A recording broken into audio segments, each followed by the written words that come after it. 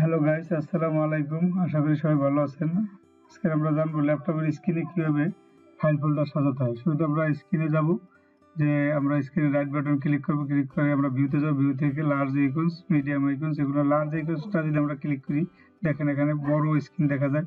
এরপরে আমাদের যদি আবার মিডল স্ক্রিনে মিডল আইটেমে ক্লিক করি, তাহলে আবার মিডল আকারে আমাদের শো করে ফাইল ফোল্ডারগুলো। যদি আমরা স্মল আকারে সিলেক্ট করি, তাহলে আবার স্মল দেখা যাচ্ছে, সুন্দরভাবে সাজিয়ে আসছে। ঠিক আছে, তো আমরা অটো অ্যারেঞ্জ সাজাতে পারি বা অ্যালাইন আইকনস আমরা সাজিয়ে রাখতে পারি। যদি আমরা অ্যালাইন আইকন সাজিয়ে রাখি, তাহলে আমাদের সুন্দরভাবে একটার পর একটা এভাবে থাকবে। ঠিক আছে, এরপরে আমরা যদি আবার শর্ট বাইতে যাই, শর্ট বাই থেকে নেম, সাইজ, আইটেম টাইপ, এগুলো আমরা এভাবে সাজাতে পারি।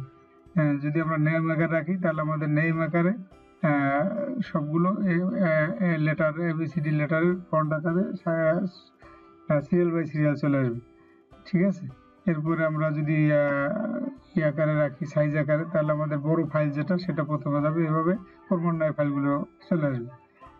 এবার যদি আমরা এটাকে আমরা আইটেম টাইপ আকারে রাখি, তাহলে আমাদের আইটেম অনুযায়ী চলে আসবে। যেমন আমাদের পিসিটা সবার উপরে থাকে, এরপরে আবার এইভাবে আমাদের সবগুলো সাজিয়ে রাখতে হবে।